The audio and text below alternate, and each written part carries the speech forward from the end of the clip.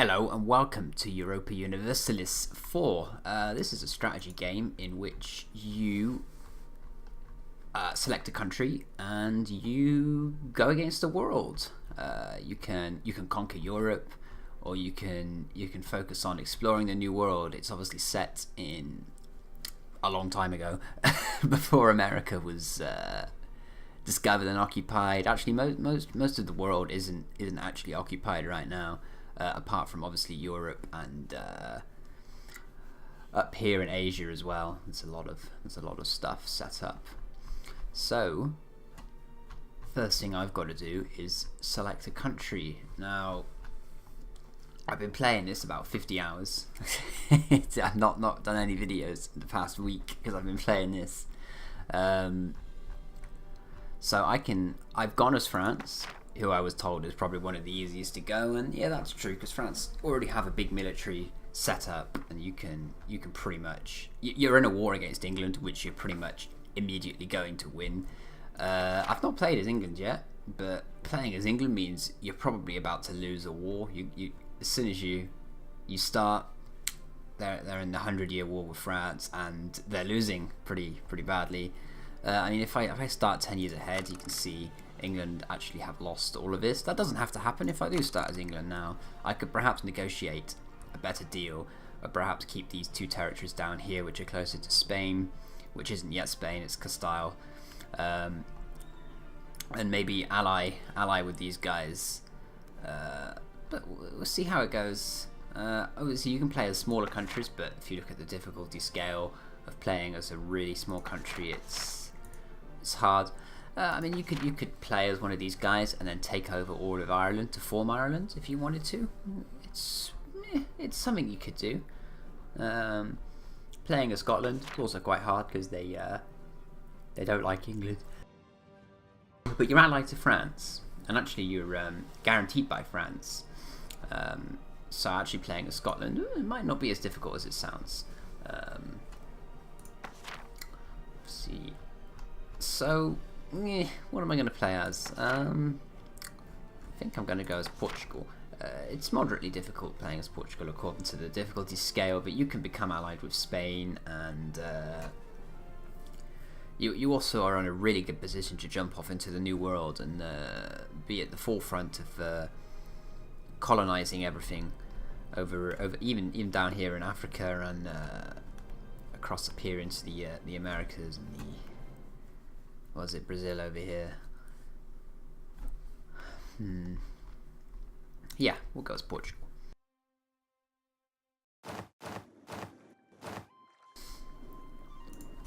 Anyway, so I can jump straight in, and here I am, little old Portugal down here. I have a fairly decent sized military, and I have some ships as well. So these light ships here, I'm going to immediately send off to protect some of the trade nodes. We'll see. Apparently, I already have a merchant here, but sending a fleet of ships to protect it will actually result in me making a loss. So if I send them to this one, I will actually be making a slight profit, and it'll be increasing my trade power as well. So we'll do that straight away. The next thing I can do is I can select a mission. These give you some rewards. Like, it immediately wants me to ally with Castile, so we'll probably accept that mission straight away. These are obviously the technologies you can unlock. You do this by gaining power here.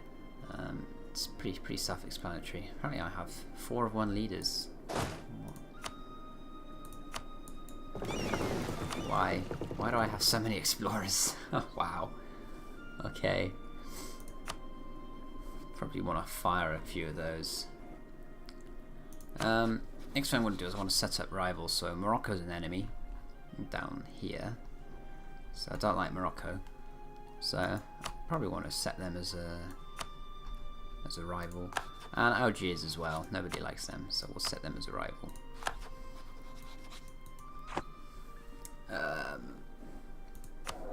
I don't really want to assign an advisor just yet. I don't really have that much income. I've got a truce with Grandeur apparently, which expires in 5 years. I can build some improvements apparently, if I want to. How much money is that going to cost me? 50. Probably not worth doing just yet, but so I've got these little 2 islands over here as well,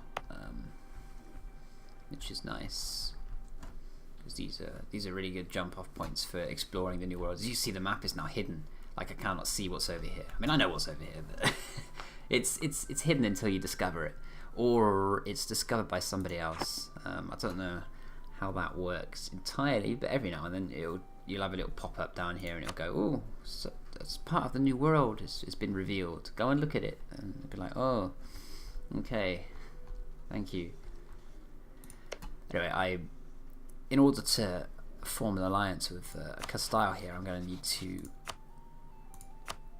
send over an diplomat, and it looks like I can do it straight away because my relationship with them is pretty good. So I'm just going to straight away send them an alliance request, and they're likely to accept. So I hit spacebar and we unpause, and then we wait to see the response, and there we go. Now because I'm allied with them, I can see all of their territory, I can see their army here, and I can also see part of Aragon because that's in their line of sight, so I can see the Aragonian army and and their fleet here, which they've got quite the fleet there, quite a nice fleet. And then I could obviously choose a new mission, royal marriage with Castile. Well, that's a no-brainer. There's a month between sending diplomats, so I'm just going to have to wait until the 12th.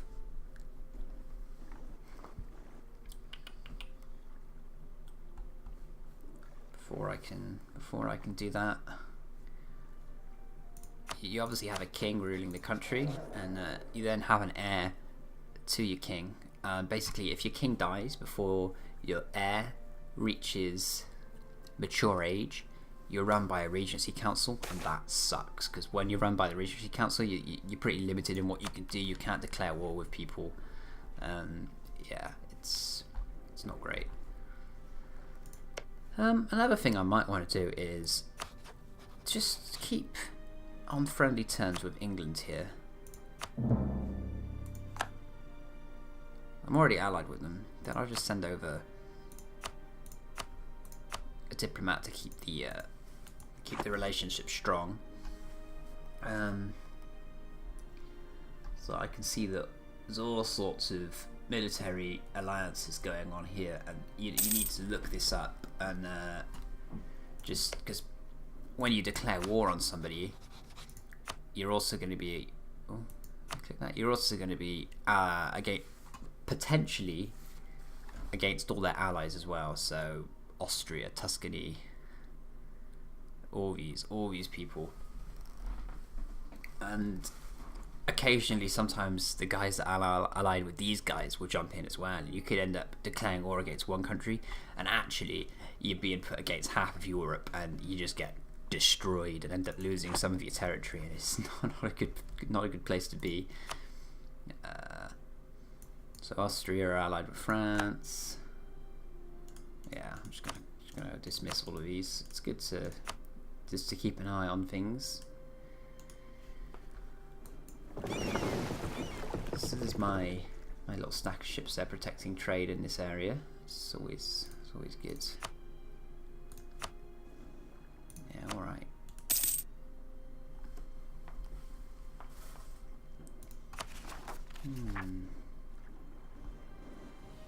Apparently I've got some rebels. Potentially, there's a 1.7% chance that there's an uprising, which is pretty low, so I'm just going to ignore it. It's very unlikely, but when you conquer territories, you risk the local people rebelling against you, and they can be pretty tough, you know. So you shouldn't dismiss it. But anyway, let's try and just have a look. We're pretty near the force limit on our army here, so I'm actually just going to slightly reduce maintenance. We increases our income a bit. While you're at peace, not at war with anybody, you can get away with sort of lowering your maintenance. What it does is it decreases the morale of your armies, and if you're at war with somebody, fights can be won, or fights are won based on morale a lot of the time. And if you've got if you go into a fight with low morale, you're probably going to lose. Like if you've got a 15 stack of enemies, it's 15,000 people, and you go against a 30,000 stack, you can win on morale if they're not too happy, and at the same time your 30,000 stack of army can be killed by 10,000 if you've not got your maintenance in check. So you got to watch out for that, and you've also got to keep an eye on people's military technology. We're going to want to start getting that up as soon as possible, because obviously it increases what your or how good your military is, and if other countries steamroll ahead of you, you can end up being beat by them. If you've got equal numbers, you'll end up losing, or even sometimes if you've got greater numbers, if they've got better technology, they will beat you, and then it sucks. So we gain things like admin power, military power every month, and I'm gonna have to fire some of these leaders, aren't I? Look at that. I'll keep one. He's a good one, so I'll keep him. There we go. So we got 2 leaders now, and that's over our limit. We're allowed 1 leader, and we've got 2, so we lose 1 military power. So we're gaining 3 a month, which isn't great. Why is that? So our king is not great military skill wise. We're good for admin, but we're not great for skill. Our heir is a bit better, but still not great. So he's 53, so he'll probably die in the next 10 years, no doubt. So we'll have a slightly better guy. Well, he's got less admin power. I guess they're pretty much the same, these two. So yeah, we'll see. We can invest in cardinals to try and gain control of the papacy here, and that allows us to call crusades against other non-Christian countries. Like, I think that's how it works. Can we call a crusade against a Christian country? I don't know.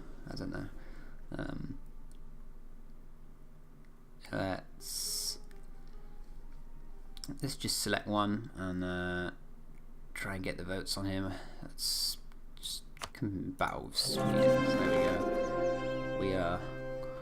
We now have this guy loyal to us, Portugal. There we go.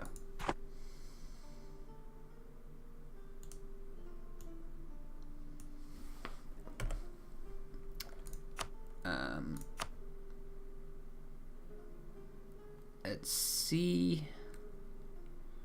Let's protect a couple more trade nodes. Increase our trade power a little with these light ships. What's our force limit? Pretty close to it, so I'm just going to get a little stack of 3 trade ships. Will be ready in half a year's time.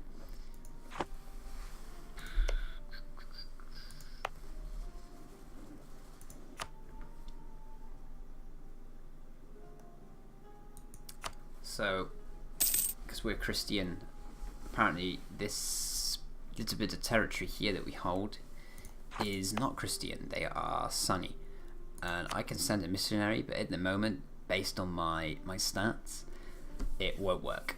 Sending a missionary to try and convert them to Christian just will not work, so it's not worth doing right now. But yeah, I probably do want to go to war with Morocco and try and take some of their territory here. That would be really good.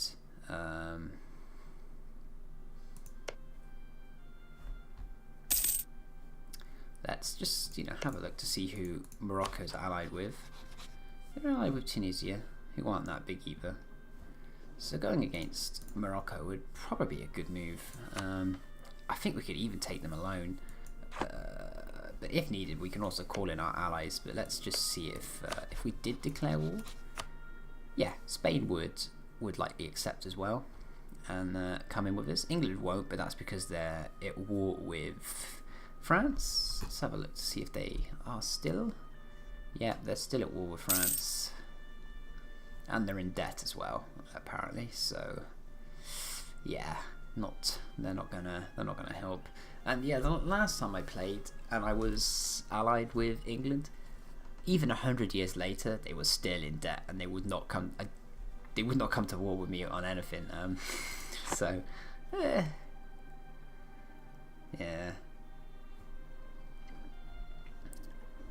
So I've not played as England, so it must be really hard if they are in debt. I don't know.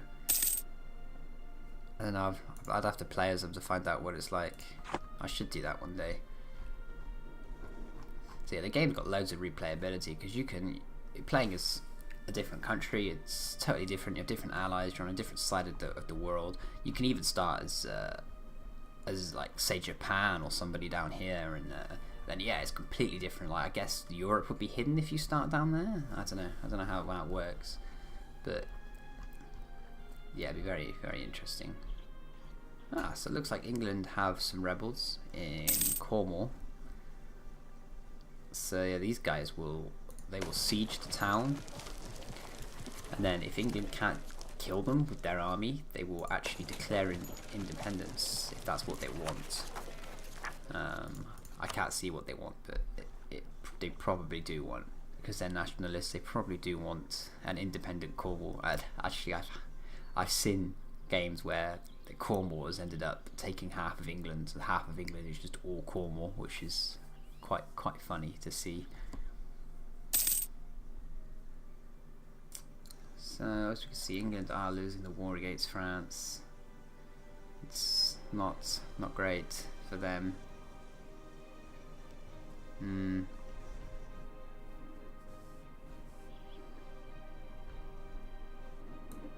Okay, these ships are ready. Send them all to the same port, just to stack together.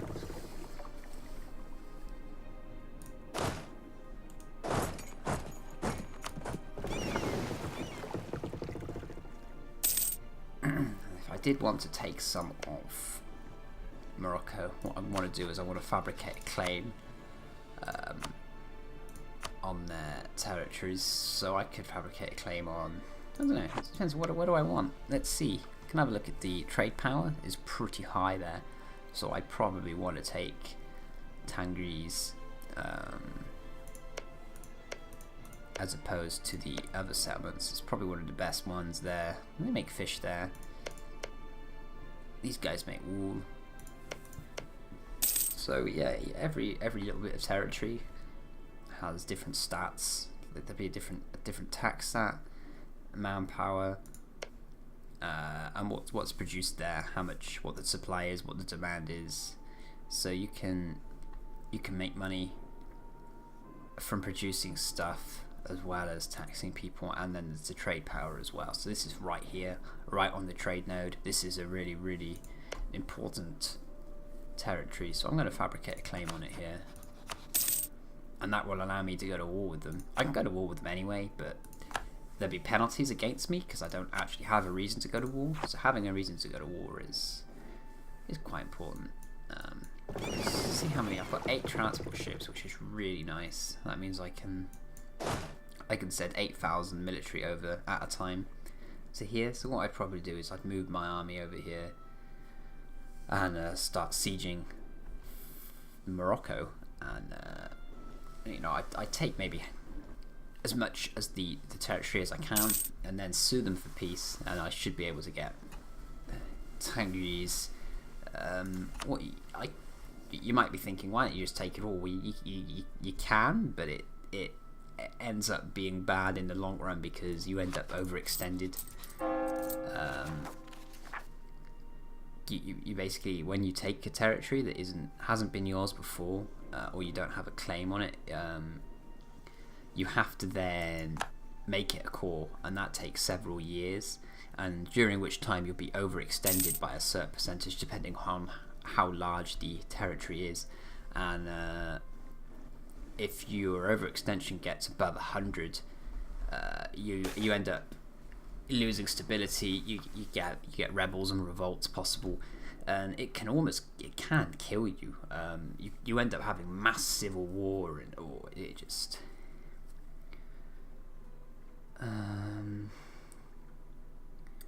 So I'm gonna. There's these random events every now and then.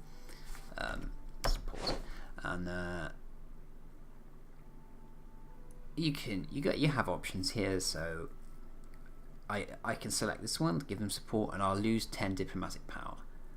Yeah, but if I don't, there'll be a penalty to trade everywhere in Seville until 31st of May 1456. So I'm probably gonna just give them support, lose 10 diplo power. It'll take 2 months to recover that diplo power back, and it's not that big a deal. So we'll just select that. And obviously I'm in Iron Man mode, so every time I make a decision it saves the game, and there's no reverting saves either. It makes it a bit harder. So if you fuck up, you're fucked. I would try not to fuck up, because that would suck. So I've got this extra ship ready. I'm pretty sure I'm already sending people over here, so I'm going to send this lot of ships to protect this trade node here in Seville, the one I just saved. Well, didn't really save, yeah, you know what I mean. So I send those guys on their way, and they'll go and protect that trade node and increase the efficiency of trade. Obviously at the moment I am gaining nearly 3.88 gold a month from trade, so it's a big proportion of my income at the moment. It's higher than production. And then obviously I've got my army and my fleet maintenance, which are my biggest expenses at the moment.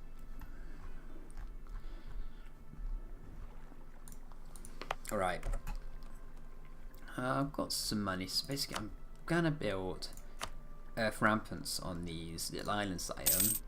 This makes it harder for enemies to come and try and take them from me. So it was quite costly, as you can see, but it's worth doing. Because at the moment its fort level is 1. This will make it fort level 2, so if somebody comes and they try to take it, or even if rebels rise up at one of these islands, it will be much harder for them to take control. All of these are already fort level 2, so whatever.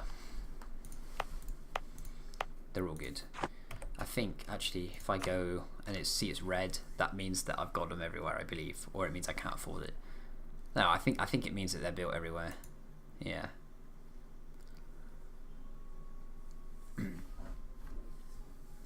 Temple's great because that just increases the tax income. I think that's per year income of everywhere, so once you've built those everywhere you get a good sizable income from your tax.